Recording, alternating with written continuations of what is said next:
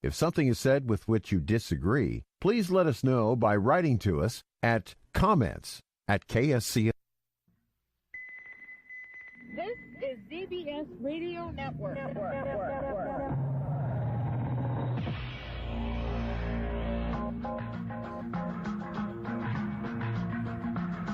Oh, yeah, you got it. You have got it. I think I got it. You're listening to Dave Allen, the Nighthawk. And Guinea. And Kelly Powers, too.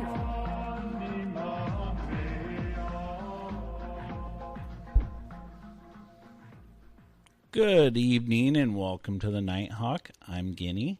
And I'm Kelly Powers. Welcome. So, Kelly. Hi, Guinea. How has your day been today? Fine. Just fine. That's all you're going to say? No, it's good. Things are great. It's, it's perspective, right? It's perspective. I was able to take the Nighthawk, what are they, the mascots? Yes. Ruby and Mrs. Isabel. Yeah, and what happened? We got wiped out by waves, and so it was great.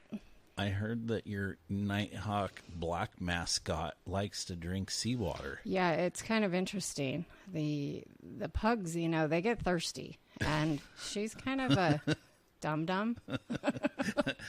So she drinks seawater from time to time. Well, I think she's thirsty. She's real thirsty. And then by the time we get off the beach, she's really thirsty. I bet.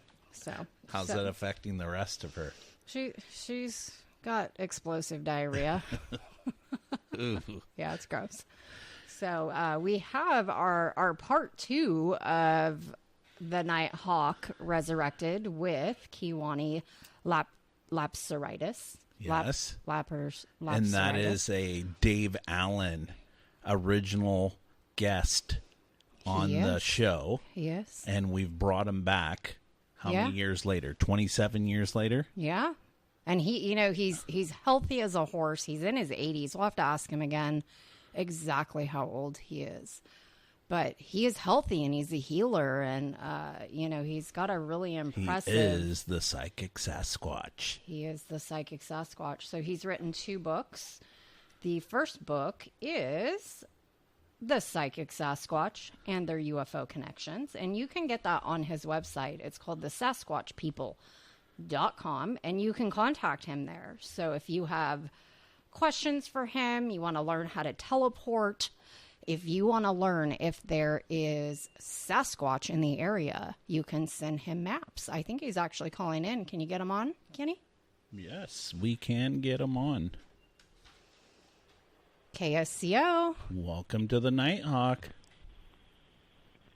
Kewaunee here. Hi, how are you? Good evening. I'm doing just great.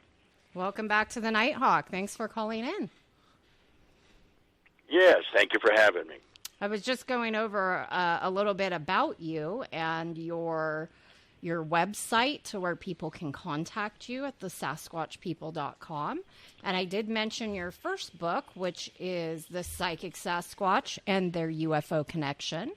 The second book is The Sasquatch People and Their Interdimensional Connections. So let's give a little introduction just in case somebody wasn't listening on Thursday. Can you tell us a little bit about you and who you are?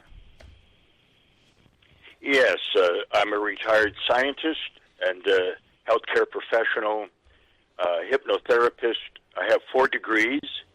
I taught anthropology at a New England college as associate professor several years ago. I've been researching the Bigfoot Sasquatch phenomena for 68 years now. Whoa, that's a long time.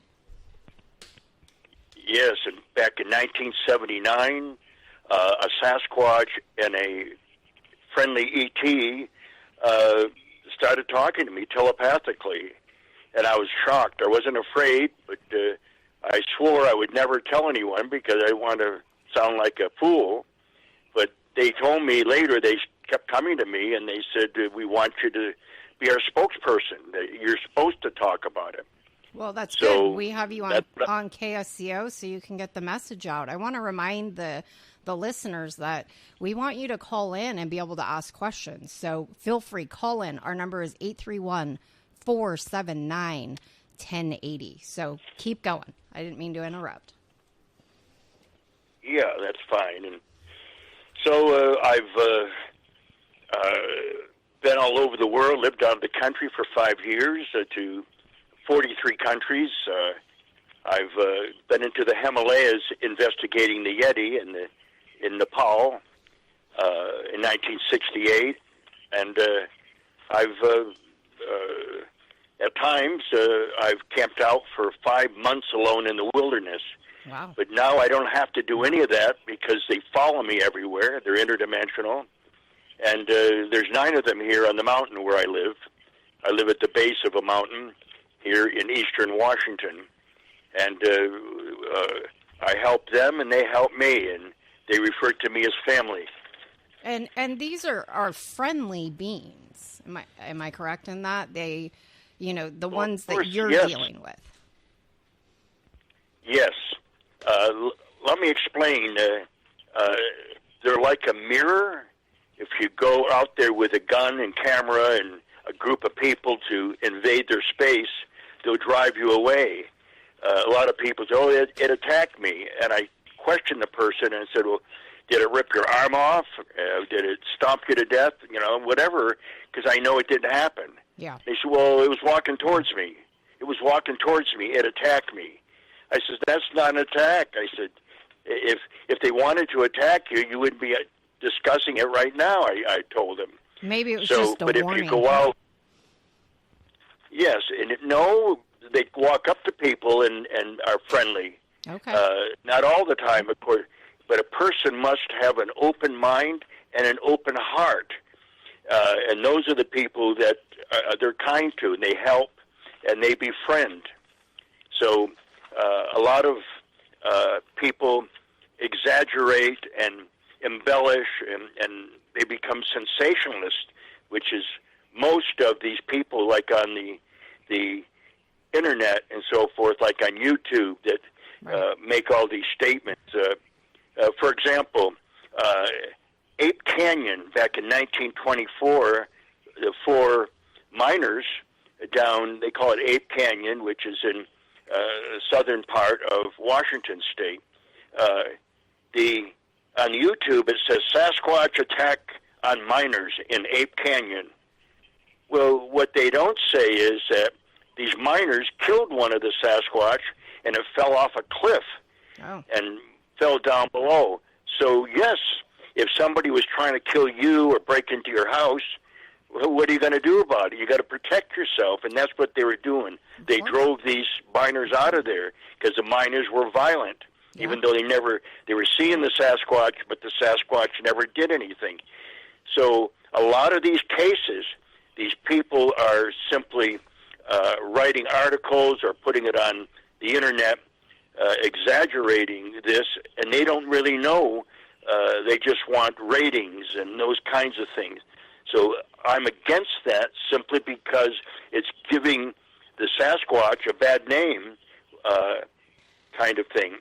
And incidentally, since they are people, it's rare, but there's a few rare Sasquatch that are fed up and will harm people because they've been wounded or their family members have been wounded and they've been driven out of areas by people and they get fed up. If somebody was breaking into your house or trying to drive you away, you would start protecting yourself too. Well, yeah, if you were attacked over and over and over in your home, you would probably not be so friendly on the next one. Kelly and I were listening. That's right. Kelly and I were listening to a podcast yesterday, and there were some guys on there, and they were talking about trying to go out and find the Bigfoot or the Yeti out in the wilderness, and they said that they took guns with them, and I was saying to Kelly, they're never going to see them because they're wanting to harm them. Yes, and I've one of my associates in Russia many years ago told me that when they prepare to go out into the Caucasus Mountains, they plan all this in Moscow. Mm-hmm. So they get out maps and they check out the areas where the farmers in these isolated wilderness areas see them all the time at the edge of the field, and they don't bother anybody. However, and they call them the almist over there. However, when a group of researchers from Moscow go out there with guns and cameras, and maybe there's a half a dozen of them, by the time the day before they arrive, the farmers don't see the almist. They disappear. And when the people come and spend 2 or 3 weeks there looking around, they don't find anything. Yeah. And then the day after they leave, the almist are walking around at the edge of the fields all over again. Right. Why? Because these unwittingly, these researchers on a subconscious level were telepathing that they're going to come to that area. And these beings are that evolved psychically to do that. So they're 100 times more evolved than we are, even though they're living inside of an animal-like body, but it's in order to survive in raw nature. So it doesn't make them monsters or anything else or animals. But I said this last time, but the only monsters I know are those violent people that are trying to kill them. Yeah, humans can definitely be monsters. That's for sure. So let me ask you, when do you think the Sasquatch came to Earth? Did they come with human, or how did that come about? They told me that millions of years ago, before the time of the dinosaurs even, wow. That they were bioengineered by friendly ETs. Okay. They use the word bioengineered instead of genetically engineered. So what does that mean? It means that... Go ahead. Hold on. It means that these evolved ETs could draw DNA from anything. Mm-hmm. And they said that they made it so they could survive anywhere, in the Arctic, in the jungles, anywhere. Right. They have all these abilities that they don't need guns or bows and arrows and those kinds of things. So, in other words, the ETs knew how to manipulate the DNA in order to come up with a whole new being. It's just like in the times of the Greeks. You know, they said, well, they were the Centaurs, and they were this one and that one. And this is just mythology. Right. That was not mythology. The ETs up in Mount Olympus bioengineered these beings. And so they were all some of them part animals and part human. And it's today, because we can't do that, we call it a myth. It's just mythological. These are mythical animals, but they're not. They were real beings, but there weren't a lot of them, and so they didn't find bones or whatever. But even today, they're finding odd bones of different hominids and those kinds of things. And some of these hominids were put here experimentally.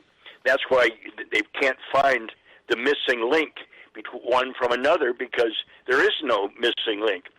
I asked a Sasquatch once, I said, are you people the missing link? Just to see what he would say. And he chuckled, and he said, no. He says, you people are the missing link. You don't know where you come from or where you're going. And they do. Well, obviously yes. They do. Right. We're being told that. So I have attempted, I really want to send you maps of our area, because I believe that there is activity in our mountains, and we have a lot of sightings here, and I will follow up with that. But I've been attempting to kind of beginner teleport, and maybe later in another episode when we have you on, we can explore this more if I'm able to work with you a little bit. So, in my mind, yes. Traveling and opening myself, in a very loving and spiritual way to open myself to communicate. So am I doing that wrong? How would I go about that? That's something I don't want to discuss publicly. This is over the radio. This is a private, personal kind of thing, and everybody's different. And I don't want to take up a half hour explaining in great detail this because, anyway, I don't want to go there right now. Okay. But I've taught many people. I taught many people how to correctly telepath, and it was interesting. Last year, a MD doctor from Vermont contacted me and wanted to learn telepathy and so forth. He sent me the maps. I told him where they were and so on. Mm-hmm. But when he went up there, when he went up into the mountains, he waited 6 weeks. And by then, the first snow came in up on this mountain, so he couldn't complete that. So he called me and said, "Gee, I got to wait till next year." And I said, "No, start telepathing in the evening when you're relaxed, laying down in bed, ready to go to sleep. You telepath to them at that time, and they'll come to you." He goes, "Oh, okay." Well, he did that, and the second night that he did that, he heard a giant man walking down his hallway inside the house, and it walked into his bedroom. And I said to him, "Did you have a good conversation?" He said, "No, I got so darn scared I couldn't believe that this could really happen." And there he was. He just turned and walked away. Well, now this year is telepathing back and forth, and he said, "I want to go up and meet you." And he said, "No, not now." He says, "We're working with the star people doing some mining work, and we don't want to be any interference." He told me that a couple months ago. Amazing. So, I mean, my life sounds like a science fiction movie. The only difference is it's all for real. And these things, the proof is more people, dozens of people. Every year I train, and a guy just came up from Texas. I was with him today, and he's heading back down there with the maps and everything, and I taught him what to do. I just got 2 weeks ago, a businessman from South Africa contacted me.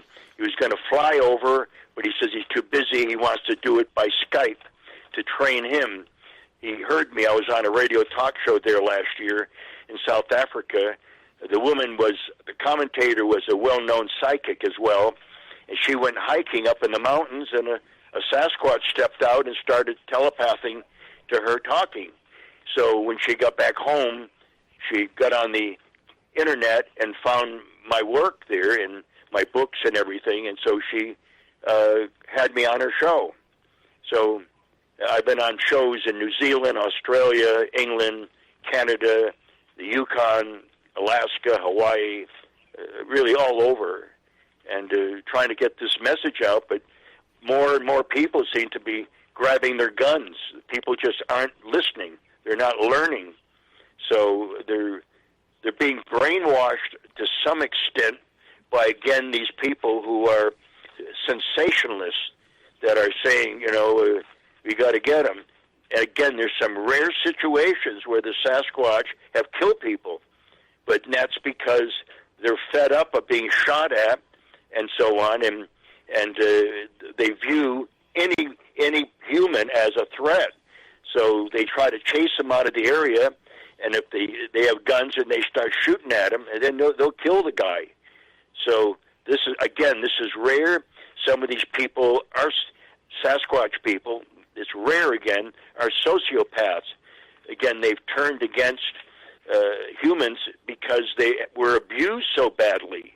Right. So it's no different than some Afro-American people and some Native American people have a chip on their shoulders, and you can't blame them. They've been racially prejudiced. They've been called names. They've been beat up. They've all kinds of things, and so after a while they get fed up with people. And I'm not saying it's right, but some people can't take it, and therefore they're aggressive, or they'll hurt any non-Indian or non-black person simply because they've always been hurt by them. Mm-hmm. So in retaliation, they do that, and this is some of the Sasquatch do it too. But again, it's rare. This is not. People should not be afraid of the Sasquatch, because they told me initially when they were bioengineered or created, their humans were later also bioengineered, they said, and they were supposed to help the humans, which they started doing. But there was a faction someplace along the line where some of the humans and some of the ETs turned on each other, almost like a civil war, and the Sasquatch wanted to help, so they started killing the Sasquatch. And so that's the Sasquatch said that's when they have withdrew into the mountains to hide, and as time went on, they became a legend or a myth, because they would just show themselves or get caught off guard just temporarily, and but yet they couldn't be proven. So, but being interdimensional certainly is a defense mechanism, and they do use portals. They go through portals to a parallel world, and this is fact. I opened up a portal once, and my friend that was with me, my associate, took a picture of fairies that were there. So this is a reality. This is not some little kid stuff, or or it's not a. Do you think the portal could be inner Earth? Is that possible? No, every portal is not every portal, but some portals are different than others, and they lead in different places. And so some, if they're created, if they're made to go into the inner Earth, yes. However, the ones that they use, I published 2 books, and they told me maybe this year or next year, but possibly this year later, they want to take me through a portal to their dimension and to live with them for a short time, and then come back and write my 3rd book about it. Interesting. So I look forward to that. It'd be a great vacation. Well, yeah, but I'd love to talk to you after that to see what you have to say. Yeah, we'd love to hear Yeah, about. if you go there, make sure you contact us, because we want to get the first intel on your adventures. Do you find that the Sasquatch are they empaths? Empaths? Oh, empath? Yeah. Yes, very strong empath. That's they and they're very compassionate people. I mean, if you only knew how many times they've helped me and other people. For example, about 7 years ago, my friends who owned a beautiful ranch on a lake way up in the wilderness, and they were in their late 70s, and the husband and wife, and he was a retired professor, he developed liver cancer, and he was dying, and I told him, I said, I have herbs that could help you, and he didn't want to take them. So I telepathed to my Sasquatch family and asked them, I said, it's important, because they told me they just won't go to anybody. And I really emphasized, these are good people, please, would you go and heal him? 5 days later, his wife called and said, gee, we were stunned. My husband just got back from the doctor, and there's not a trace of cancer in his body, and we can't believe it. And I finally told her, I said, last week I telepathed to the Sasquatch people, because they had 2 experiences with the Sasquatch there on their property. And I said, I asked them to go and heal him. So every once in a while when I talk to them, they said, I want to thank you again for helping to save my life by asking. So they're incredible beings if you treat them right. I mean, I'm friendly and I'm always helping people and I always treat people nice, but don't try to beat on me. I'll defend myself. So physically, and because some people just are that crazy that they want to hurt other people. Well, that's No. very natural. That's very natural. We need to take a short break, so hold that thought, and we'll be right back after these messages. What do you think? Okay. We will return shortly. So pay attention and listen up.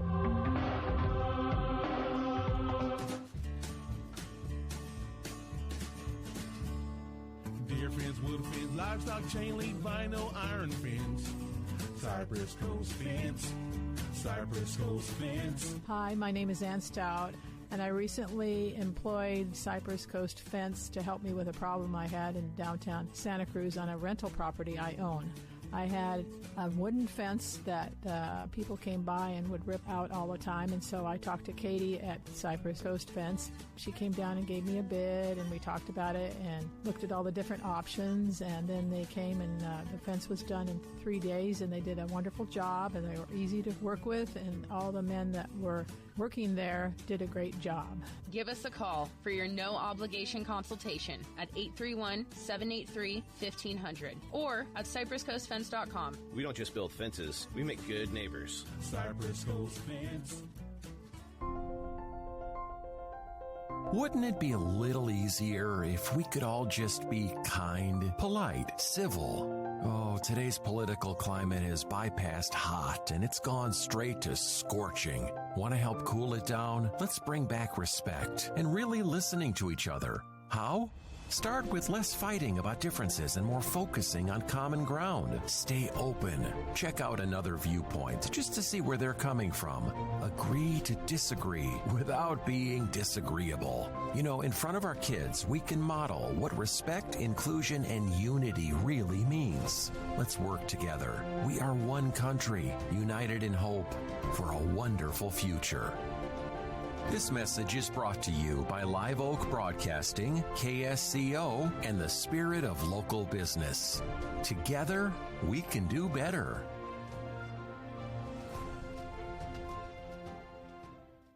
This is Dr. Duncan McCollum here, and I have Pastor Mark with me. He came in and experienced the stem cell machine, the TRT machine, and he wanted to just go ahead and tell you a little bit of his experience. Yeah, I injured my knee years ago from sports and being dumb, and after the first stem cell treatment, after the very first one, I could do a full knee squat, and doctors told me that we want to replace your knee, and my knee would just ache just from sitting, and you probably experienced that if you have knee problems, but now, no ache, I can walk without pain. And when I sit, I have no pain. And I just love it. I'd recommend it to anybody. It's terrific. When we looked at your x-rays, your discs and your knees look pretty good, too.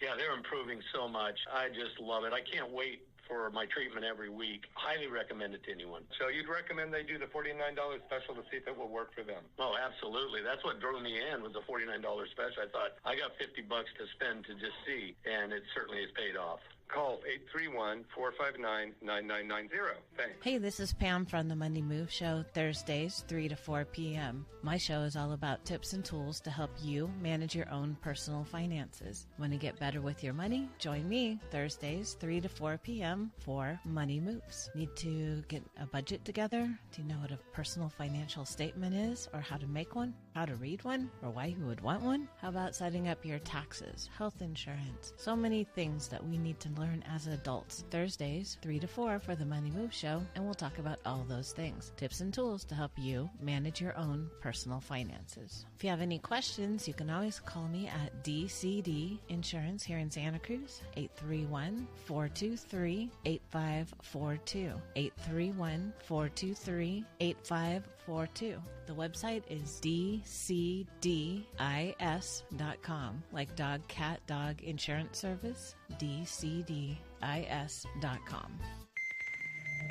This is the ZBS Radio Network.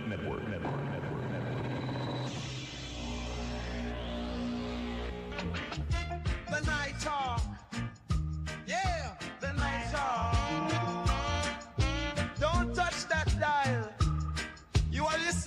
KSCO, Santa Cruz.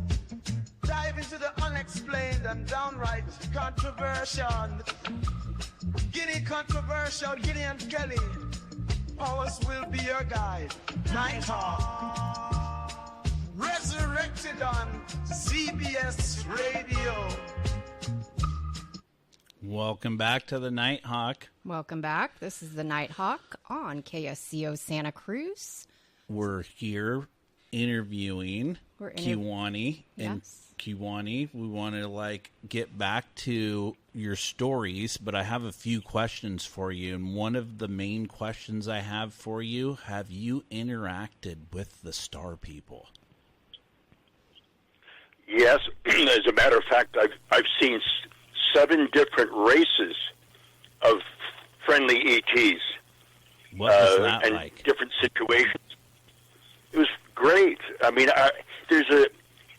after a while, since I understand the dynamics, and that they work, the Sasquatch works with them, so it wasn't like some oddball situation. They came to me for different reasons, and they work with the Sasquatch.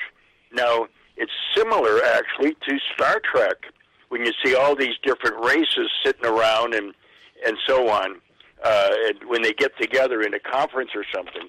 It's exactly that way. So, and the Sasquatch are part of it because they're people, they're evolved. They're, like I said, 100 times smarter than we are. They don't go around killing each other. They don't start wars, and they don't destroy the environment that sustains them. And humans do all of that. So who's smarter here? Who has more wisdom? They do. So yes, I've many different times, and in February 2014, they took me aboard a few times to restructure my DNA. They told me. So that's when I asked them, "What did you do?" They said, "We restructured your DNA to live longer and to do more work, and so on." They probably used frequency on you. Don't know. Probably because they said it's just like Tesla. Tesla his soul probably was that of an ET because he hit it. Because they said everything is based on vibrational frequency. Absolutely everything.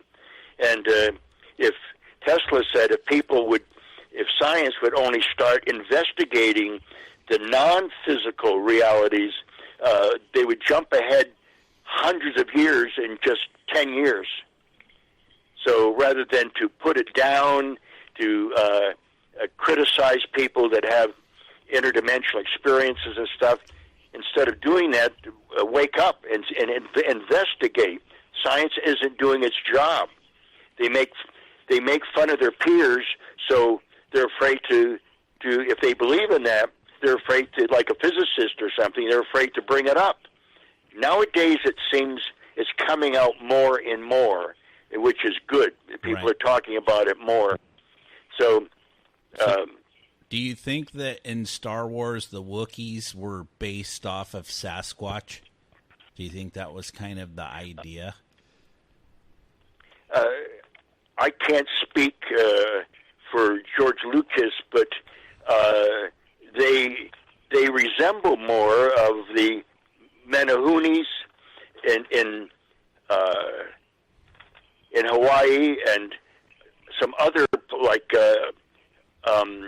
and they represent some of the little hairy guys in Australia. Right. Because in Australia they have 3 different types of beings: big supergiants, then the Yowies, and then these little people that are 3.5 feet tall, but they're strong. They're very, very strong. So, it could be. So this, they say a lot of times that the Star People are trying to show us different things, and they use different people to bring into reality what's going on. How do you feel about that? Yes, they go to people that have a higher vibrational frequency, because if you like healers, like in different countries, the shamans in Borneo and Africa and different places, and years ago the Native American medicine people, the Sasquatch would go to them because they have compassion, they care, and they heal people, and that raises their vibration closer to the Sasquatch people. So I'm the same way. I've been doing healing work for 48 years. And often when I consult people on the phone that call me, they come in, they listen in on my phone calls, and they say, "That's wonderful that you helped this person." And they'll make a comment, and my whole body vibrates, and they're just happy that I'm doing this out of love and out of compassion. So yes, there are people out there similar to myself, but not as I'm spearheading all this, because they asked me to. Right. And of course, because I'm a scientist with 4 degrees, because I'm a professional writer, I'm a professional speaker, and so on. So all those things, and I won't back down from the truth. I've been criticized and called a fraud by some of the neophyte experts. And the thing is, it's my opinion that most of these people, these researchers, are really committing a fraud by advertising that they're monsters and animals, because these people, though they look good, they sound good, but they're more historians than they are researchers, because they still don't get it. So if a researcher refers to them as an animal or a monster, you'll know to stay away from those people, because they don't understand the phenomena. They think they do. Aren't they just trying to propagate fear and get people to act on fear rather than having them open up their heart? Of course. But keep in mind, if you meet a Sasquatch in the forest that's 7, 8, 10, 12 feet tall, and he looks different. He looks part human, part gorilla in the face, but they told me they have absolutely no connection genetically with anthropoid apes in the world. Right. So people who refer to the Sasquatch as North American great apes, again, they're blowing smoke into the air. They're just don't know what they're talking about, because they've never had an experience and never will with that kind of energy. Can I ask you a question? So, yes. So, did you ever have a chance to meet the shamans in Shasta, in Mount Shasta, and ever go up there? I never went up there, no. And the reason for that is I've been to so many other areas. I had so many successful areas early on when I was in and out of the wilderness. I carried a 110-pound backpack. I would exercise all the time, and years ago I pumped weights and so forth, so I was very strong. Yeah, because Dave Allen went up there, and I guess Dave Allen, when he went up there, he saw a Sasquatch when he was there, is what I heard. With the shaman. With the shaman, yeah. There in Shasta, on Mount Shasta. Yeah. Mm-hmm. Yeah, there's different areas, and I have so many areas. Sometimes I talk with a researcher, and I say, "What area do you go into?" "Oh, I'm not going to tell you." And I said, "Well, look," I says, "I've got about 20 areas I could go into, and I'm successful in all of them." I said, "I was just trying to help you. I'm not trying to steal your area. I'm too respectful. I would never do that." So, people are protective of their areas and so forth, and I can understand that. They don't want to be interfered with while they're doing the field research, even though most of them, again, don't know what they're doing. If they opened up their heart and leave their guns and stuff at home. I'll give you an example. Somebody came to me There were 3 of them there that came to my cabin when I lived in the Cascades, the Washington Cascades. And this person has been doing a lot of research, I don't know, maybe 40 years or something. And he's really a nice person. But I said, a lot of that information you're asking is in my books, so if you want a book, I'm selling both of the books. No, he didn't even want the books because he didn't quite believe that. So I talked to him, and he says he goes up there with a group of people and so on, and he carries a .357 Magnum. I said, what for? He said, no, not for the Sasquatch. I wouldn't hurt the Sasquatch, but for bears and mountain lions. I said, so what? I said, they know you have a gun, so they're not going to get near you. And that's why you haven't had a lot of experiences. I said, they know that. And I said, I've been everywhere in and out of the wilderness by myself. And I said, I've never had a problem with bears or mountain lions, and I don't carry weapons. So you need to go up there by yourself into your area. I said, no guns, no cameras, and just an open mind, and think of love in your heart, and that these are, and he was too fearful. And I said, look, view them as giant, hairy monks without the orange robes that come down to give you, to help you, or to give you some spiritual guidance, because they're spiritual people. Yeah, and so he did that, and I asked him later what happened. He says, I left everything at home, and I went totally by myself to my area, because he always had people with him. And he said that night, several of them came up to my tent. I says, yeah, then what happened? Well, I was so darn scared. He said, nothing happened, but I couldn't believe it. And I said, well, fear drove them away. They didn't connect because fear will block that. And I said, you got to read my book to understand who they are and what they do. So he did have an experience where they walked right up to the tent. I think he said 2 or 3 of them, but because he didn't have guns or cameras, and they know that. So, but he wouldn't follow through by telepathy. He was just too scared. It shocked him. He didn't quite believe me, but he does now. Whoa. So, what do you think about the star people and the water that's polluted? Do you think they're going to help us straighten that stuff out? I'd like to believe that. I've never had a discussion with them on that, but the whole planet, we're in a toxic soup right now. Everything is polluted. They just found out a few months ago that this microplastics that can get into your bottled water, get into food, and everything. Plastic does that, and it's in people's bodies now. All this stuff, in addition to pesticides, herbicides, all kinds of heavy metals from emissions from vehicles, and then we're drinking in the cities. People drink water full of chemicals. Some of those chemicals are carcinogenic. Right. So now we've got the 5Gs, and we've got cell phones buying people's brains, and this is serious stuff.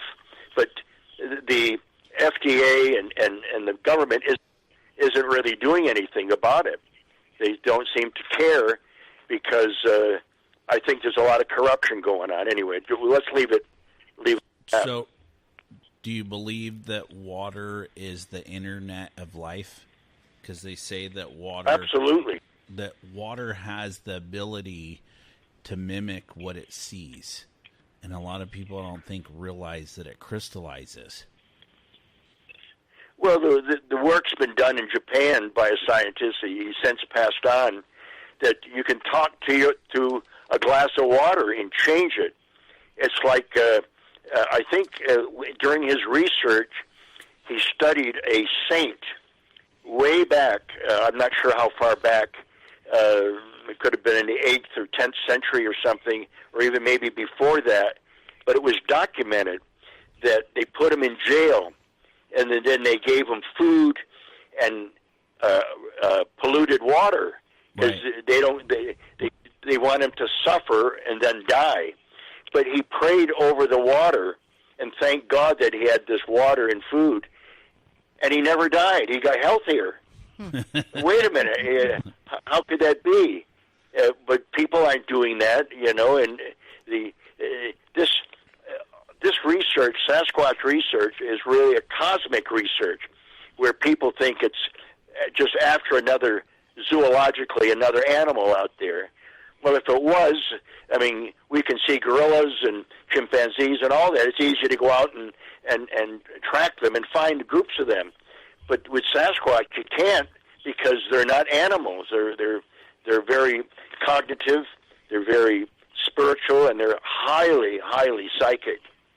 So, when they want to go out and get one to put in a museum or in jail, in a zoo or some crazy thing, I mean, it's insanity, actually. So these people are so unevolved, these researchers that want that they don't get it. They just don't get it. And do you feel that the Sasquatch has helped you to be a person that lives in the now? Absolutely. More so. I'm. Yeah, and I have my guide. My main guide is a ancient one with a human face. Okay. He's 10.5 feet tall, and his name is Snowhawk. He's huge, and he's real handsome. Now, I was told by Halodi, who was a female ancient one that was a shamaness. I met her down in Texas, and then into Oklahoma. She'd follow me there, and we'd share information. I'd bring her gifts from time to time, and she was just wonderful. And I interact with her many, many times. So can you tell us something? Can you tell us how to invoke living in the now, since you've been taught this by your Sasquatch handler, is what it sounds like? Well, it's the thing is, you have to train your mind. It isn't like clicking on a light and all of a sudden you're changed. You have to work on it, and also through meditation. They emphasize meditation, and I meditate off and on, and I'm back into meditation. However, the times that I was off meditation, I would teach people how to meditate properly, the correct way, and tell them the importance of it.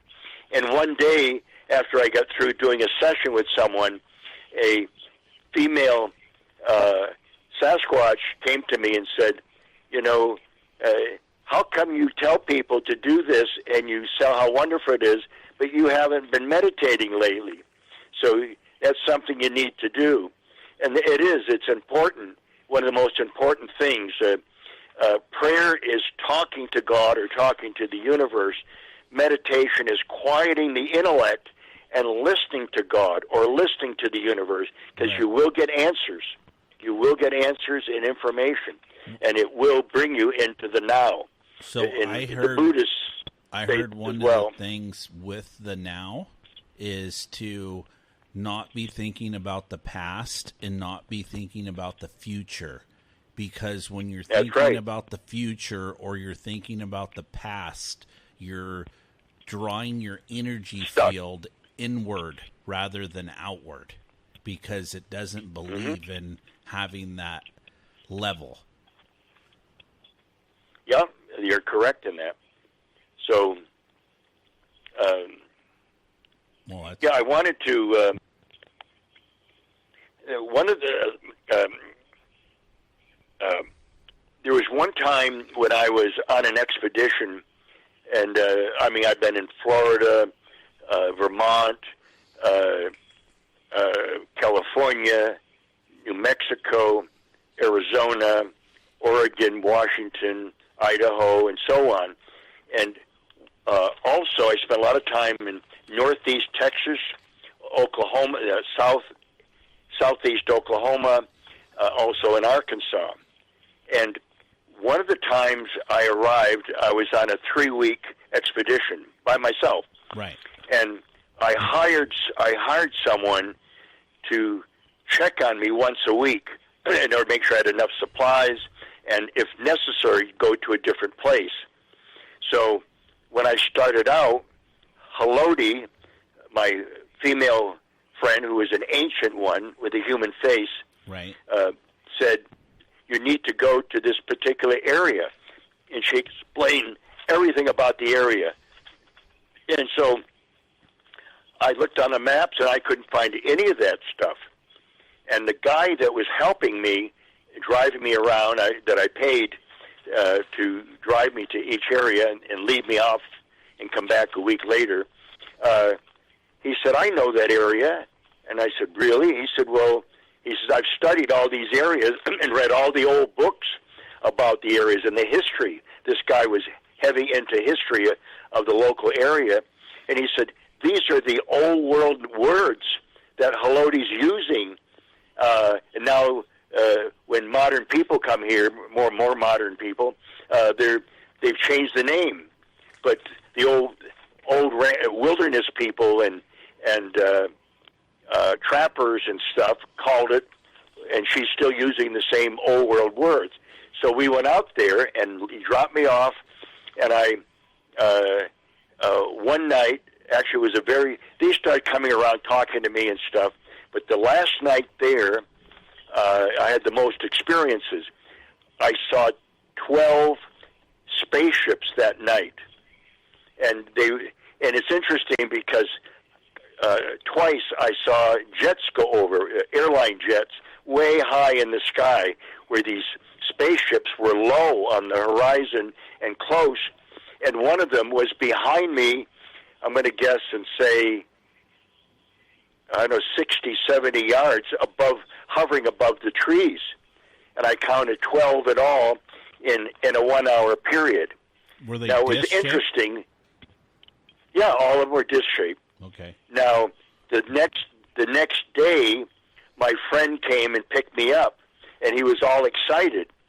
And he said he stopped to get gas in this little tiny town. I mean, there was just a little restaurant, a general store. Most of the stores, the town, maybe there was only 500 people, 400, maybe even 300, I don't know. But most of the stores in the town were empty. It was that small and everything. So he went inside to get some coffee, and this was early in the morning, and there was a group of people around these two guys, and these guys were freaking out, and he wanted to find out what it was all about, and he's listening in, and this is what he heard.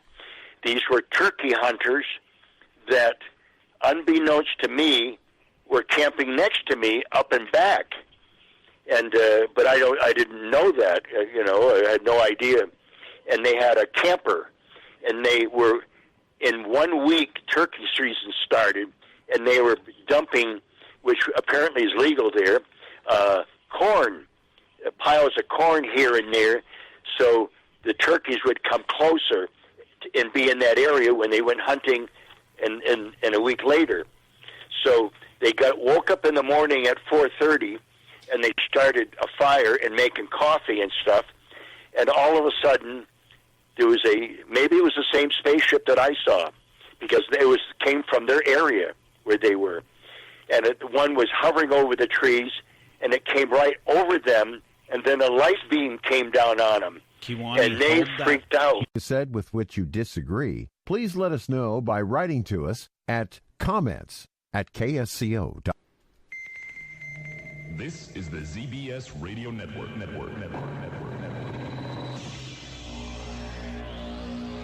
The Nighthawk.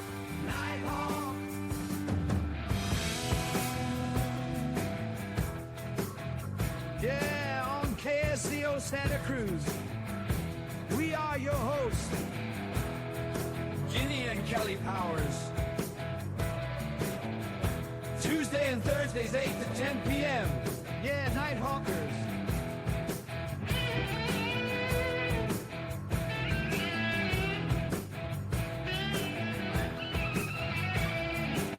Who's messing with the hawk, Kelly? Welcome back to the Nighthawk. We have a wonderful interview with the Psychic Sasquatch. It's Kewaunee, and sorry to cut you off. Our 9 o'clock comes hard, and it just goes there, whether we like to or not. So let's keep going. That's fine. Let's keep going.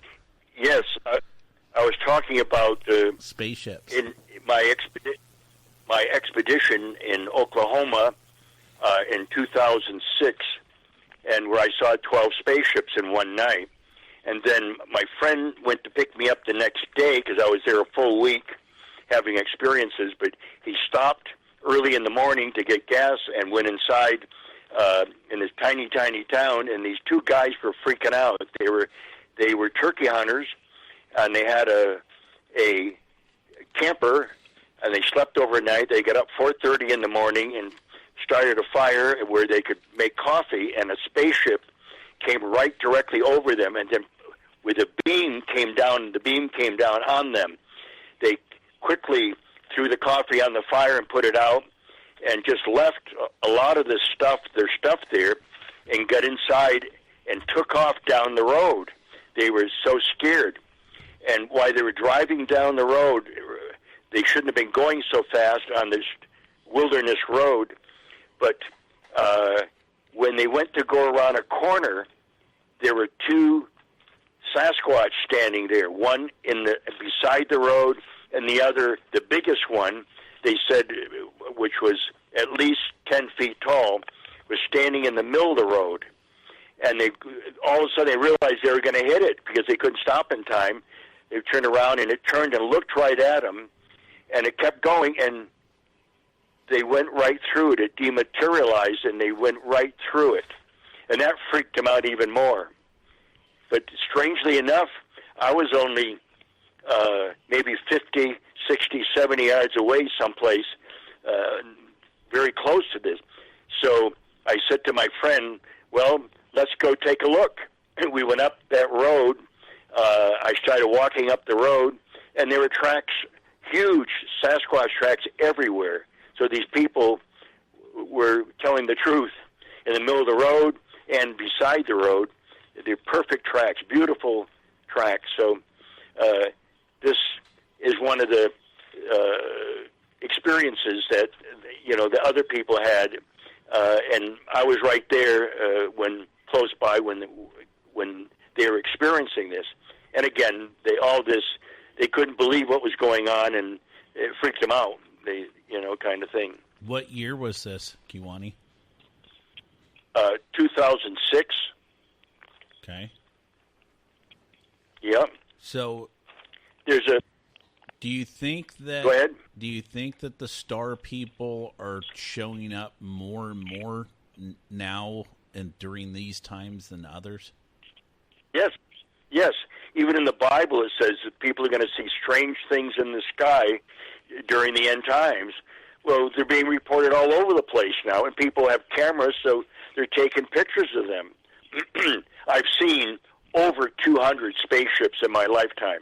Why? Because I spent so much time in the wilderness, and the different cabins and stuff that where I stayed in different places up in the mountains, I'd go out at night and stand there and see them. So there's, that's my life. And yet when I see on the internet or something, somebody says, I wonder, is it true that there's really ETs?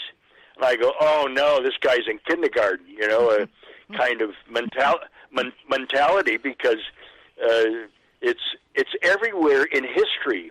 Well, maybe. I mean, there's sketches of them that artists made way back in the 8th and 10th and 12th century. Yeah. That they were seeing it. Well, and the Greeks, way back, the Greeks made reference that there were flying shields, because the shield was almost like a flying saucer. Yeah. And so they said there were flying shields that flew over and so on. Well, Zeus and all these other people were ETs. So they were always there, and they've been here forever. They've been here for millions of years. It's absolutely nothing new. It's just that people in the cities, you can't see through the smog. Now, there was back in 1979 that in Omni magazine they had a poll that they took. They sent out 10 people to the 10 major cities in the United States, and the number one question on the main street was, "Do you ever look up?" And you know, when you're out anywhere, and it was a total of 350 people that they talked to. You know how many people said they looked up? Zero. Nobody. Zero. So then people say, well, "I've never seen a spaceship." Well, you never look up, and besides, you can't see in the city. You know, so it's a little humorous, but these are facts. You know, and so these things are happening. A lot of people are having experiences and not telling anyone because they don't want to be made fun of. They don't want to lose their jobs and those kinds of things, and which is understandable. So I'm just outspoken because I'm supposed to, and so they've given me lots of interaction. For example, that I was talking about healing. That I'm a hermit right now. I live alone and have for several years. But when I was married, I had a stepson, and when he was 5 years old, my ex-wife was making some herbal tea in the kitchen, and he walked in with his toys, and he usually lays them on the counter and plays with them a little bit because they're at his level where he could see and play. And he was going to put them on the stove, and I could hear all this going on because I was at the computer in the next room, and she said, "Oh, no, don't put your toys up there." She said, "This is hot. Right here," she says, "this plate is very hot." And he smiled at her and challenged her by laying his hand right on it. I don't mean he tested it. I mean he laid it right on it and left it there. In a split second, he was screaming to the top of his lungs, holding onto his wrist, running into the living room, running around in circles. I mean, the poor kid, I was almost in tears just watching him.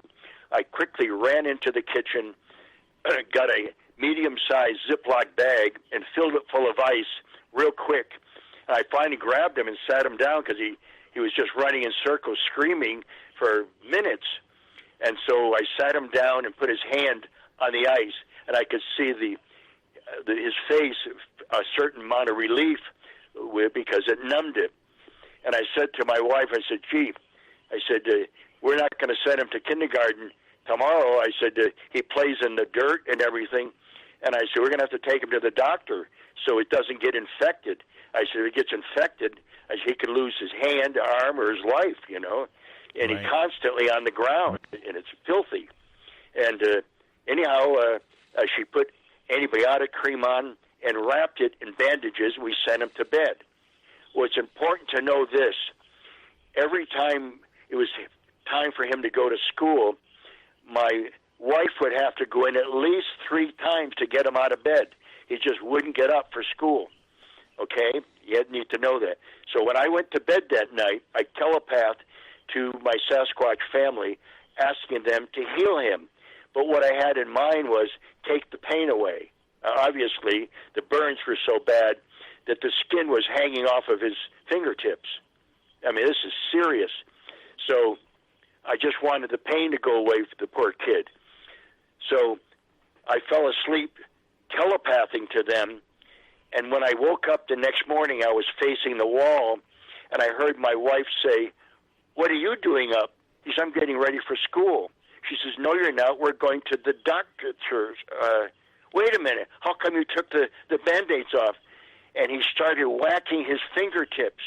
He says, "Oh, that's because there's nothing there." And I rolled over. I said, "Don't do that." And he's whacking his fingers, but there was nothing there, as if it never happened. No scars, nothing. Wow. Whoa. I mean, this gives you an idea of how compassionate they are, the Sasquatch people, and also how much power they have to heal cancer and to heal these horrible burns. The next, this overnight, there's nothing there. I mean, they shocked me, even though I've had all kinds of healing experiences with them, especially when I had a kidney stones. The pain was, I was almost fainting several times during the day. The pain was so bad. I was vomiting. I couldn't eat. I couldn't sleep. And I telepathed to them, and they put me out. I woke up refreshed with zero pain. Yeah, kidney when I was going out of my mind, literally out of my mind in pain. Yes. So I help them, and they help me. So we help each other the way it should be. So what did you do? What do you think the Sasquatch are mining for the Star people? I don't know. I never asked them. There's some things that I think they may not want me to know, but I did send a woman that I barely knew and had not met yet. Right. She sent me 4 maps. 3 of them were of the forested areas. She was from the Los Angeles area, and I told her where to go, and it was a high desert. She said, "Wait a minute, aren't they up in the forest?" I said, "Maybe, but right now, no." I said, "They're helping ETs doing some mining work," and she said, "How am I supposed to get down in there?" I said, "You don't want to interrupt them. When you telepath, you can telepath. It's unlimited." And I taught her how to telepath, and I said, "Just go to the trailhead." Now, this is in January, and she brought wood with her and started a fire and telepathed, which was 3/4 of a mile away. And the trailhead was kind of high, not mountainous or anything, but it was high, and the mining work was done down in a depression, 3/4 of a mile away by the topographic map, and so she could see a glow of something, of some spaceship down there at night, and she was sitting by the fire, and a Sasquatch came right in and stood at the edge of her campsite the first night there. The second night, they did come again, but she noticed the spaceship rising up, and it went right close to her. It was very low, and she telepathed to it. She said, "Oh, why don't you come back and visit me?" It stopped in midair and started to come back right there in front of her, and she said that she started telepathing, screaming, "No, don't come back, don't come." She didn't think that they listened to her, but it freaked her out. She wasn't ready. And she later said, when you told me there'd be spaceships involved and all that, she said, "I went along with it because you're a nice person, but I thought you were crazy. That was all baloney." And she said, "Now I know that you really know what's going on." Was that the San Gabriel Mountains? I can't recall. Okay. This was in back in 2005 in that area then. Okay. Do they need water, and are they hungry? That I got an email from someone asking that question. Well, yeah. Of course, the Sasquatch drink water, but there's several times that there were small lakes or ponds.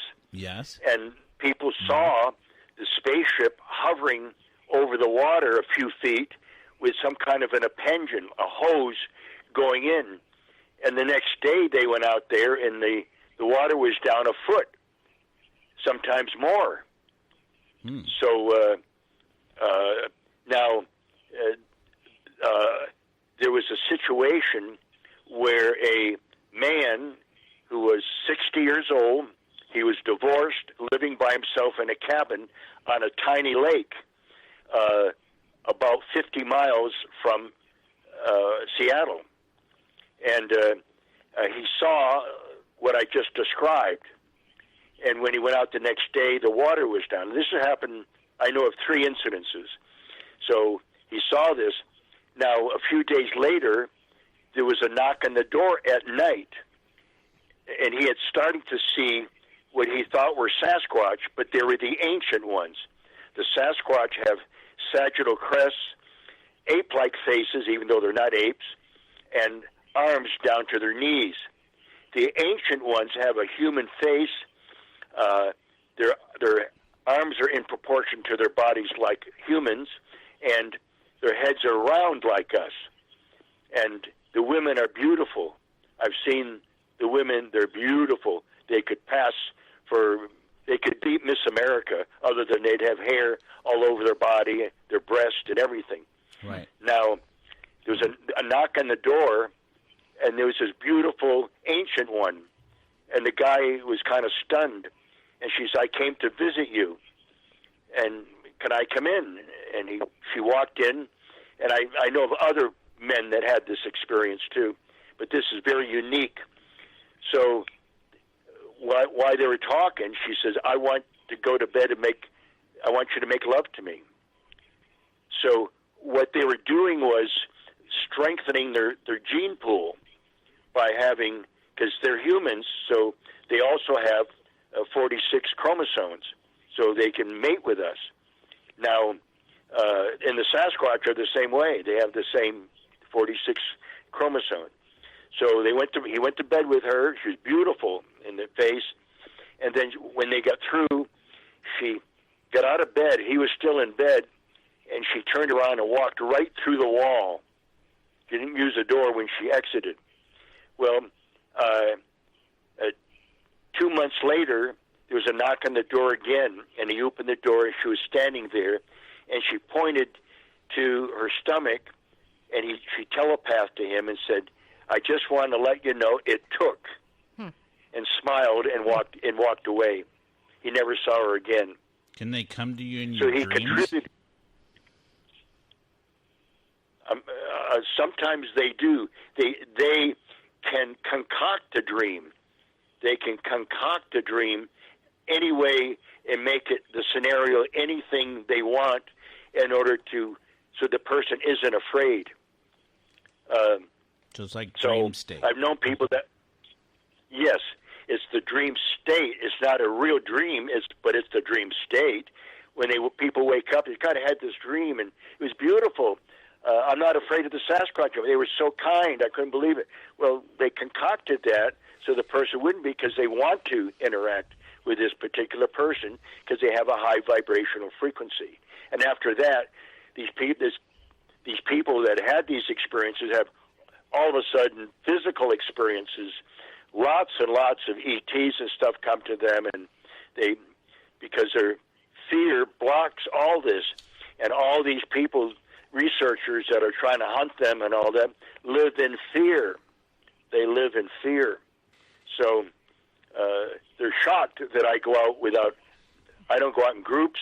I don't bring a gun like they do. I don't bring cameras like they do. And I don't have any fear. I have love. You know, God, it says in the Bible, God and love are synonymous. They're one and the same. And when you focus on love, you're focusing on the God self, which is the highest vibrational frequency in the universe. Right. So it raises a person's, when you're focusing on love, that's what happens. When I'm training people, I tell them, I say, if you see a dog, in your mind, you say, "Oh, gosh, that's a beautiful breed of dog." Mm-hmm. Say to yourself, "I love that dog," because basically you do, but tell yourself you do. What a beautiful dog. I just love him. Or if your next-door neighbor has all these roses coming out, and you're always saying, "God, she has a beautiful lawn and is well manicured all the time." Well, just don't say that. Say to yourself, because you're attracted to the roses, say, "I love these roses. I love them."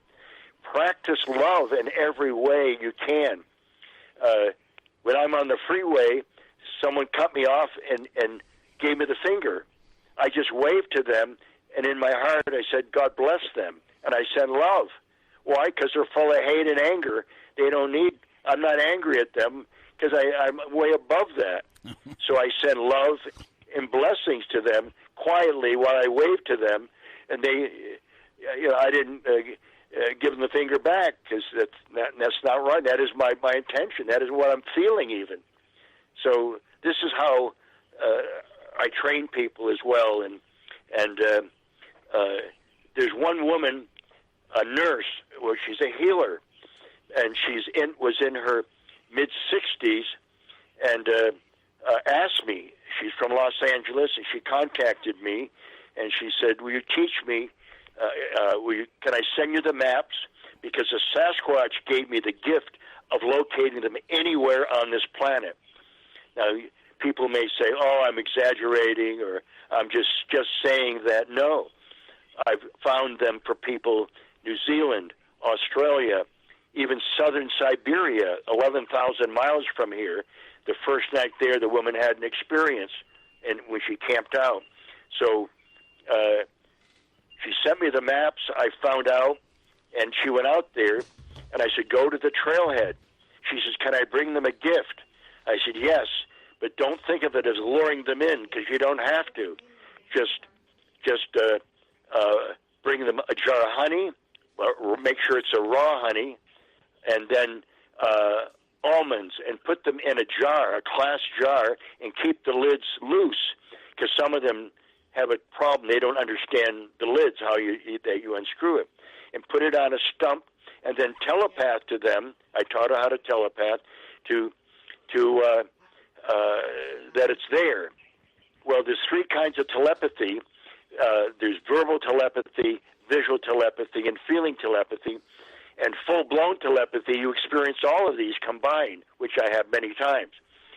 So on the way there, she was telepathing when she was about 5 miles from the trailhead, and she used my name. I am a friend of Kewaunee's. And so when she arrived sitting there was no one at the trailhead. She's the only one. And all of a sudden they started talking to her immediately. And she was kind of stunned by this. And so then it was an overcast day. And in her little day pack, she had these gifts for them. So she hiked and hiked and hiked looking to put them somewhere. And when she found a stump beside the trail, she said, I'm not going to put it there. If some hiker finds them, they may take them. And this is for the Sasquatch people. So finally, after hiking a long ways, she bushwhacked into the forest on her own and found a big stump there, put them there, and telepathed and explained to them that what she's doing. All of a sudden, it started raining. It was overcast, and then it was pouring. And she's done. I got to get back.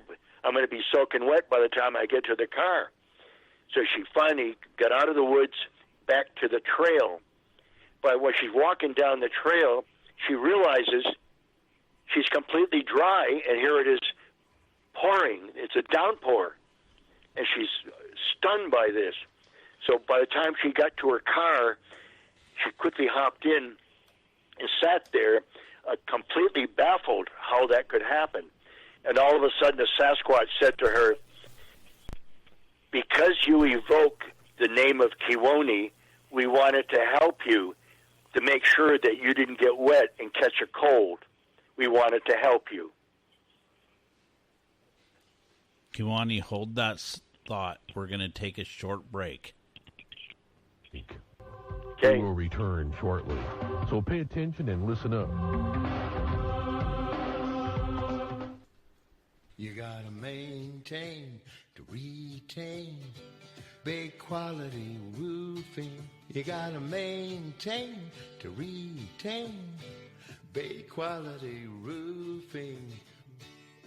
My name is William Au. I'm with Au Family Properties. We have a lot of roofs. And when we have problems, the first person I call is Buck Ginari at Big Quality Roofing. He will go out of his way to make sure that your problem is fixed.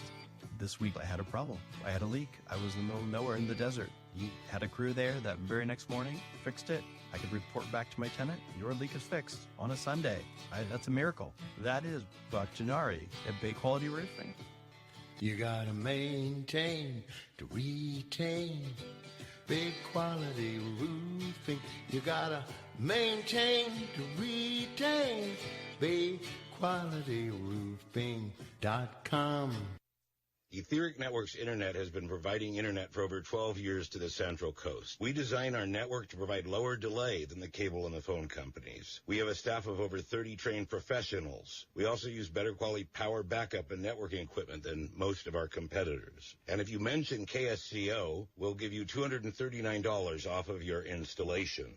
Since we last dropped into the studios of KSCO to record, we've added 3 new internet service technologies. Our G7 service, our 7th generation, our G8 service, and our fiber service, in addition to our flagship G6 long-range network. We have local technical support that's available 7/24. Importantly, Etheric offers the same speed on upload as download. We offer a symmetric service. Call 650-399-4200 or visit etheric.net online. That's ETHERIC.net. Don't forget to mention KSCO to receive your $239 discount on installation equipment. Happy surfing. This is Bill Lambert of Lambert & Son Moving and Storage, serving the moving and storage needs of Santa Cruz and the Central Coast since 2005. Call 831-777-6168.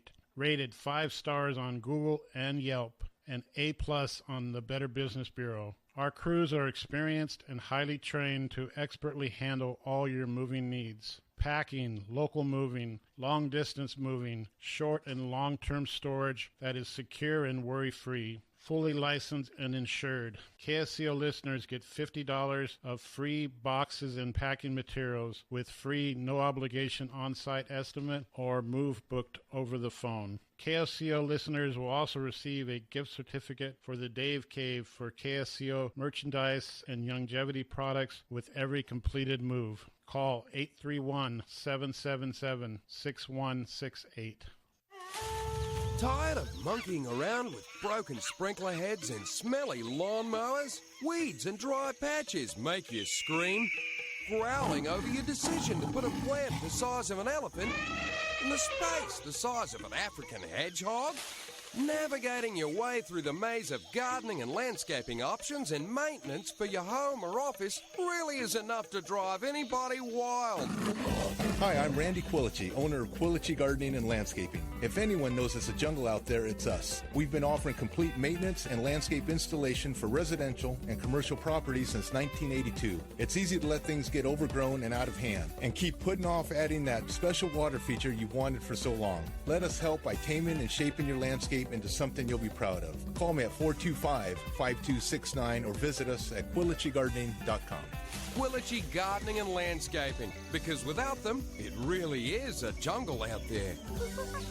Hi, registered pharmacist Ben Fuchs here. I've been studying healthy bodies for 35 years, and what I've got to tell you may shock and surprise you, but if you listen up, it may change your life. The term medicalization is so significant and relevant, it has its own Wikipedia entry. And nothing exemplifies the tendency for everyday behaviors to become medicalized than the world of psychiatry, where even ordinary, non-extreme behaviors can easily find themselves in the medical model's crosshairs. In fact, psychiatry's first order of business was to establish insanity as a genuine disease. Psychiatry was an invented medical practice that is a textbook case of medicalization. Diagnoses are oftentimes nothing more than labels that reframe a dislike of authority and a desire to shop or indulge in habitual behaviors as illnesses and self-servingly assess whether those behaviors are in actuality extreme enough to require application of the tools of modern medicine. The result is the doctor and his diagnoses are the sole determinant of whether or not a depressed or otherwise mentally or emotionally disturbed patient is actually dealing with a disease. One of the problems with the medicalization of everyday life is the tendency for it to become oppressive.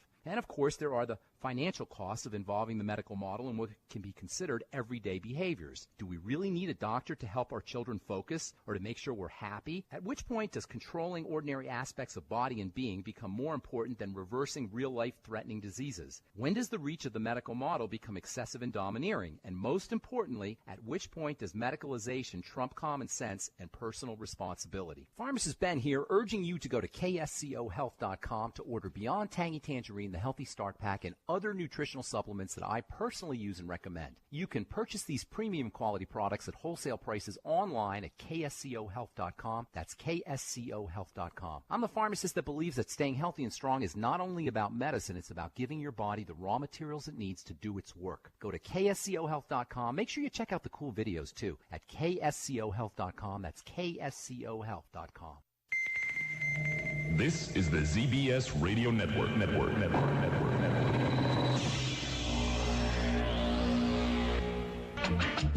The Night Talk. Yeah, the Night Talk. Don't touch that dial. You are listening on KSCO, Santa Cruz. Dive into the unexplained and downright controversial. Guinea controversial, Guinea and Kelly. Powers will be your guide. Night Talk. Resurrected on CBS Radio. Welcome back to the Nighthawk. We're talking with Kewaunee, the psychic Sasquatch. Yes. We have, just wanted to give the information on Kewaunee.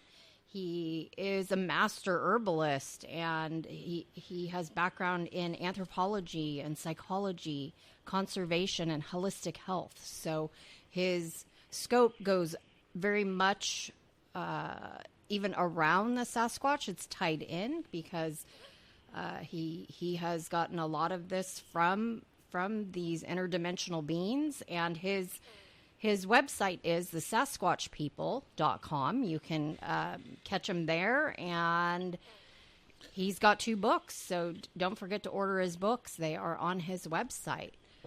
Guinea, do you have... Yes, and... go ahead. If people want to...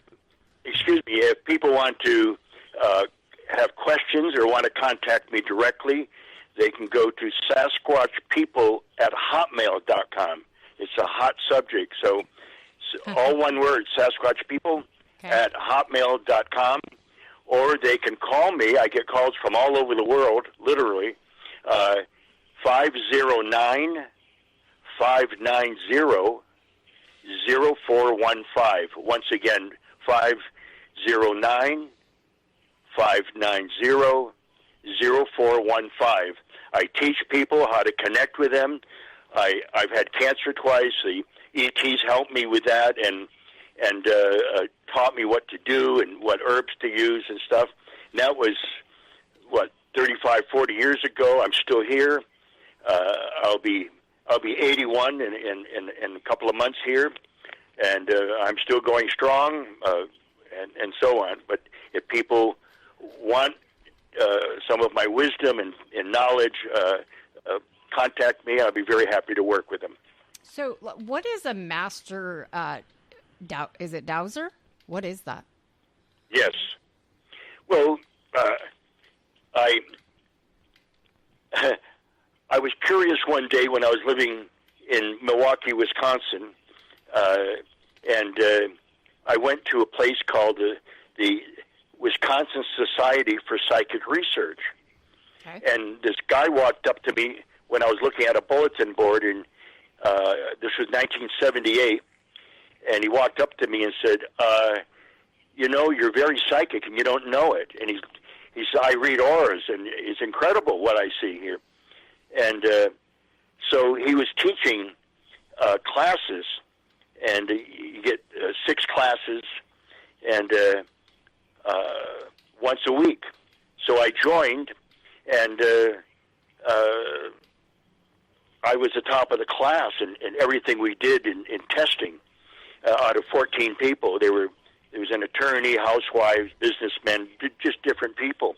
Yeah. But I was so accurate that he asked me to be his partner, because I've seen some of the checks come in from the insurance companies and all of that, and he would help find missing persons with the sheriff's department and so on. So we worked together, and I can work off maps. Right now, I've done, 117 successfully water wells. I find them on the map. I go out there mark the people who want the water, mark them, and I tell them how deep it is to drill and how many gallons a minute. I found missing people, missing pets. I found 3 oil wells for someone, and when the scientists went out there, the seismologists, they went to exactly the 3 places that I had done on this person's property.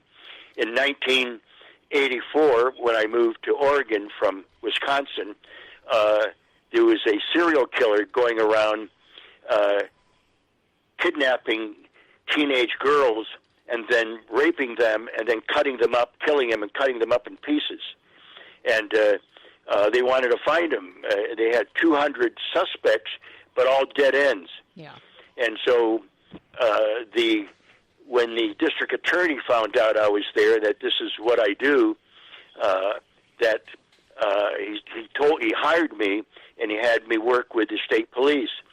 They recorded everything, and I had maps, and I located him. I told him his age, what he looked like, what he did for a living, which was a woodcutter, his hound dog that he had, and his pickup truck that was broken down, half green and half rusted. And when they caught him, that was exactly, I was 100% accurate, and he's still rotting in prison today. Well, good. So good I did that for for the community. I did that for the community to give back as much as I can to help humanity. Have you done So any, this any is what other you do. any other cases like that? Not lately. When I moved out here, people don't know what I do. Yeah. I mean, I've done 4 ranches for people, and I've been here 10 years, but I just haven't, people haven't approached me on that. But I would work with anyone that had a missing relative or missing person, or work with the police, because I've done that before. Do you believe that the psychic ability is something that could be taught? Because I know we use such a small portion of our brain. Do you think that if somebody was open enough, it could be taught? Yeah, absolutely. Because when the Sasquatch and ET first talked to me, that very first time, the day, it opened up what they call the Kundalini. Mm-hmm. All of my areas of my body just opened up all the way to all the chakras, to my crown chakra, and I became psychic overnight. And I was having all these psychic experiences and freaking people out, but at the same time, I never told them that quietly I was freaking out, because I never did that before. But it was easy, for me, because I became psychic. And I don't even like the word psychic, but it is basically quantum physics. For example, with the Sasquatch phenomena, it's a combination of anthropology and quantum physics. Right. But the most of the researchers, Sasquatch researchers, are in denial of that. Oh, no, that's not it. It's mainstream science. Wake up. It's quantum physics. And Dr. Dean Radin, if you look up his books, Dr. Dean Radin, he did work for the government, all this psychic stuff. The government hired him, and he proved it. He's a physicist. And so all that's been proven. But the average person doesn't know. Even academics don't know, because they haven't read that. But as soon as I started having psychic experiences with the Sasquatch and the ETs, I started reading everything I could about quantum physics, other stories of people and what they experienced. I studied as much of physics as I could, because that's the direction it was taking me. Well, these other researchers, they hear about it, but they don't do anything about it. It's just they poo-poo it instead. Wait a minute, I'm a scientist. I objectively went out, and this is what happened, and I objectively documented it. But people are afraid of that. They're getting over it. Some people are getting over it, and that's good, because it's real. Yeah. And I found keys for people that lost their keys and all kinds of stuff, over the years. With all the medications and toxic metals and everything that is constantly barotting everybody's body. Fluoride. Yeah, and fluoride. And do you think that is stifling that third eye or that ability to see beyond? And how do we get that out of our body? Absolutely.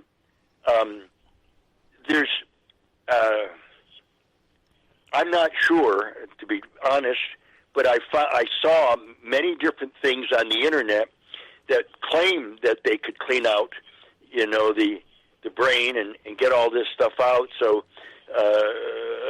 people could become more psychic. And what I would recommend if people are interested is we go on YouTube and then plug that in, how to detoxify the body and especially the brain, and that information will come up. Yeah, we had Dr. Diane Kaiser here, and that was her specialty, was to detox and get your third eye open, from all these toxic chemicals that people are constantly putting in their body. So, you have such a vast experience in, holistic medicine that it's exciting. I think that people are back to our roots, because I think we kind of lost our way for a while. And I do see people coming back around. Well, the capitalism, the emphasis in capitalism is materialism.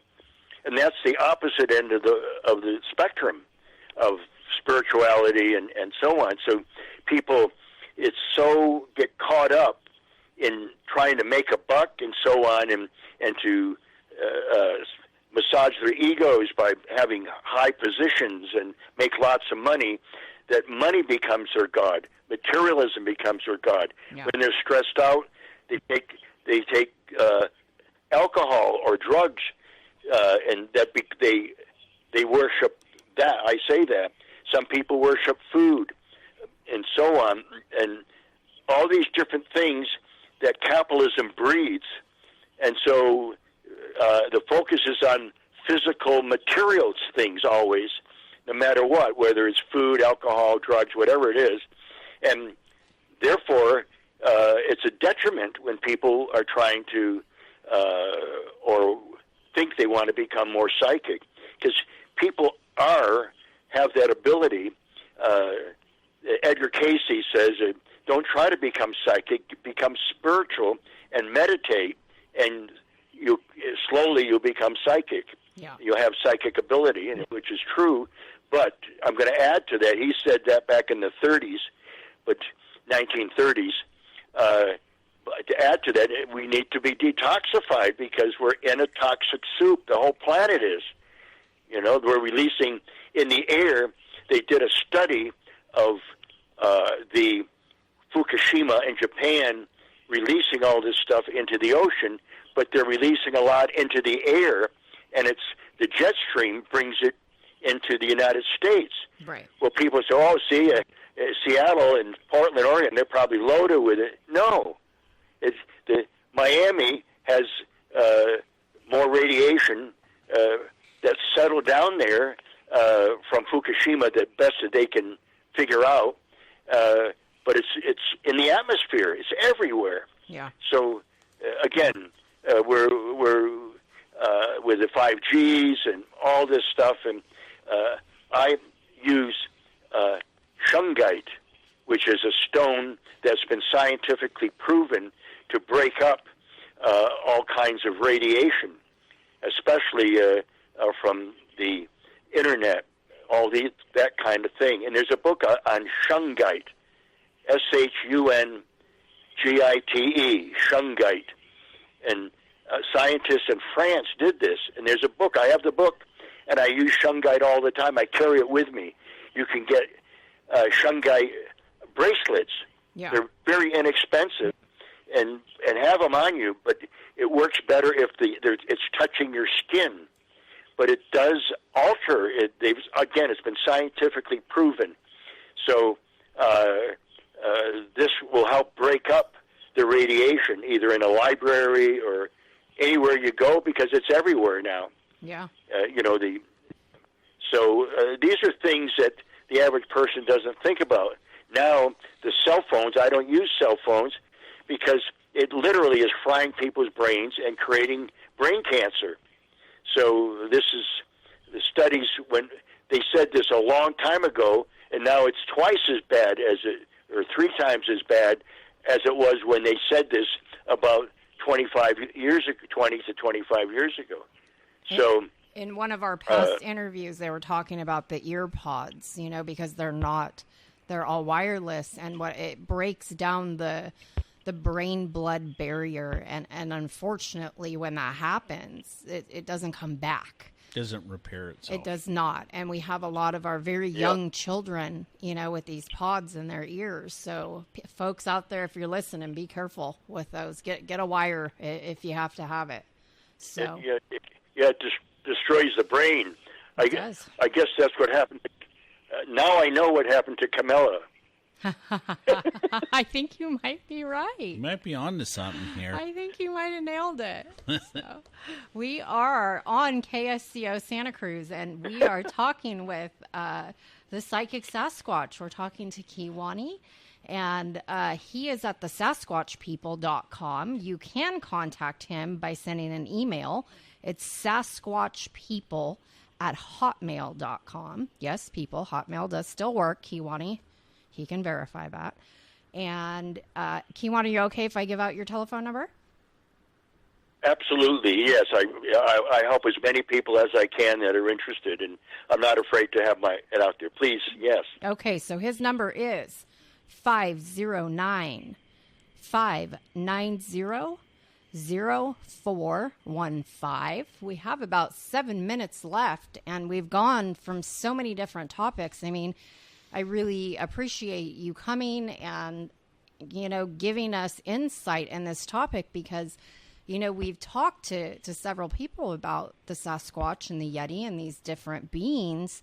And the thing that always never really made a lot of sense to me is there's all these footprints, there's all these, anomalies that happen. Why can't anybody get one? Or why can't... And it makes sense. So if you're an interdimensional being and you can jump back and forth, okay. So, let me ask you one last question. What do they do with their dead? Because how long do they typically live? Well, they live to be a few hundred years old, but also they bury them where you can't get to them, and they put gigantic boulders on top that you can never move them. So this is what they do because they consider their bodies sacred, right? And that they know they consider our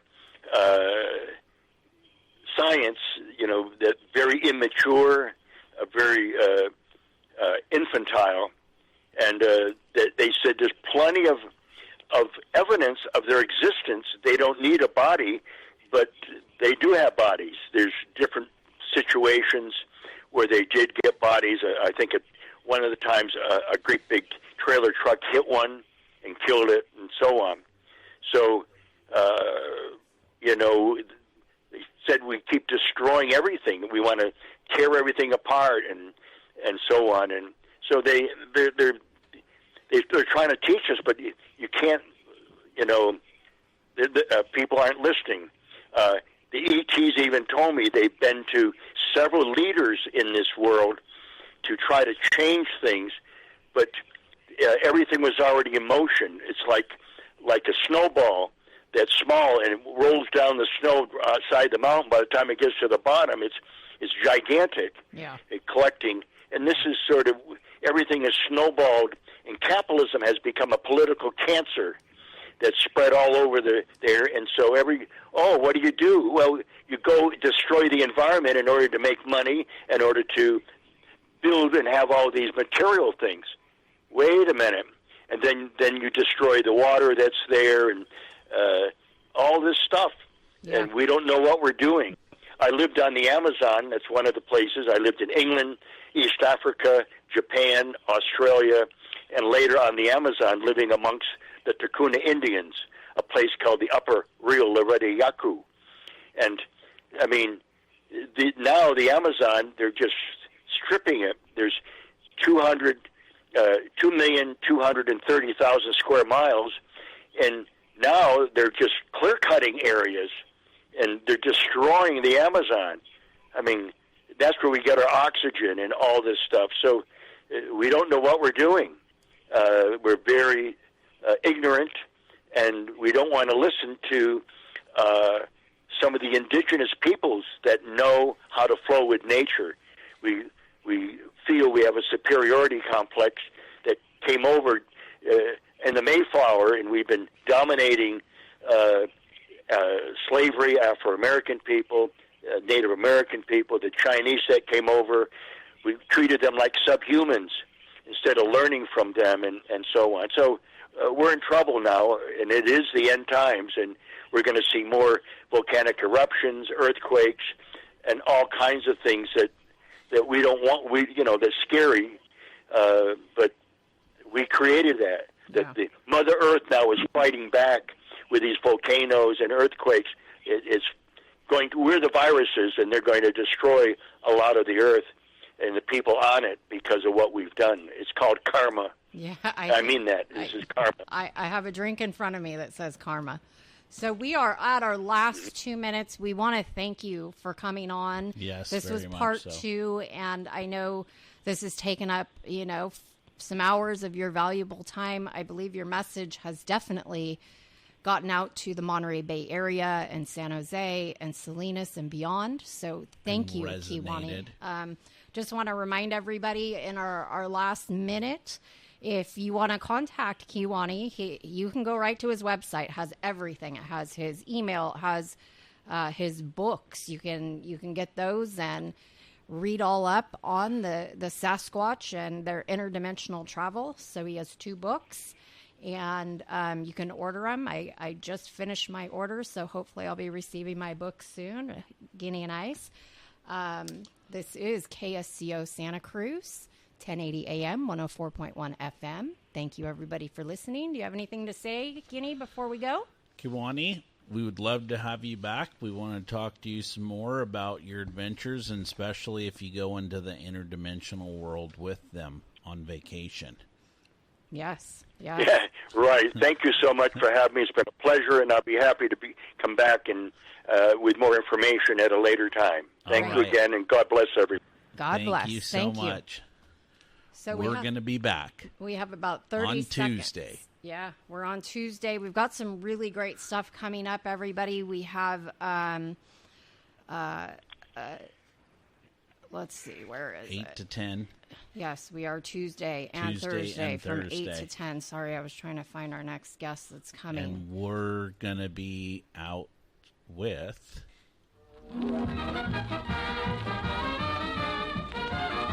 Thank you all for visiting the night. That's all, folks.